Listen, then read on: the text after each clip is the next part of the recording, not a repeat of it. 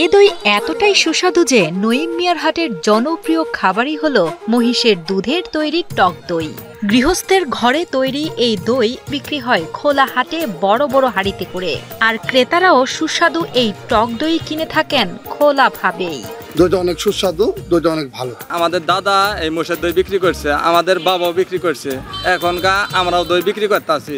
শনিবার ও মঙ্গলবার বসে জমজমাট এই হাট, আর এই দুই দিনই পাওয়া যায় মহিষের খাঁটি দুধের তৈরি সুস্বাদু এই দই, যার প্রতি কেজি খোলা হাটে বিক্রি হয় 140 থেকে 150 টাকা করে। কমবক 10 মন কি 12 মন করে আর কি সবাই মিলিয়ে দই উড়ে, যা দই উড়ে কিন্তু এড়া দই হাট থেকে নিয়ে যায় না, ফিরে নিয়ে যায় না, সব বেচা হয়। জামালপুরের বকশীগঞ্জ উপজেলার বিভিন্ন গ্রামের বিস্তীর্ণ মাঠে দেখা মিলবে শত শত মহিষের পাল। যুগ যুগ ধরে বহু পরিবার এখানে নিয়োজিত রয়েছে মহিষ ও দধি বিক্রির পেশায়।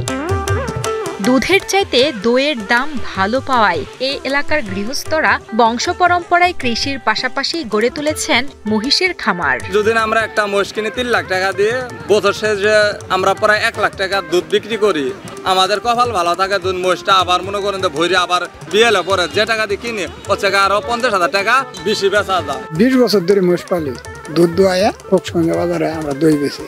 নঈম মিয়ার হাটের এই মহিষের দুধের দই প্রায় সবাই তৈরি করেন ঘরোয়া ভাবে।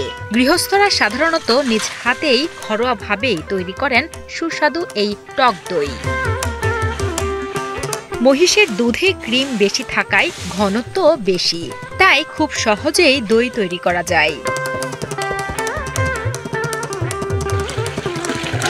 ঐতিহ্যগতভাবেই বকশীগঞ্জের গৃহস্থেরা বড় মাটির হাঁড়িতে দই বসিয়ে থাকেন।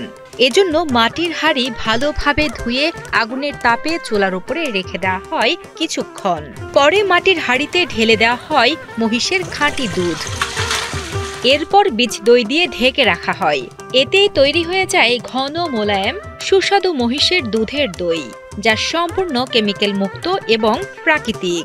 আমরা এই দইটা মেডিসিন কিচ্ছু দেই না। মহিষের দুধটা আমরা দোয়ায়ে দুধটা জুড়ে মাটির হাড়ির মধ্যে সুন্দর ভাবে ছেঁকে আমরা বাতি। দই সাধারণত মিষ্টির দোকানে ছোট ছোট মাটির হাড়ি সহ বিক্রি হলেও বকশীগঞ্জের এ এলাকায় দই বিক্রি হয় শুধুমাত্র হাটের দিন খোলা ভাবে।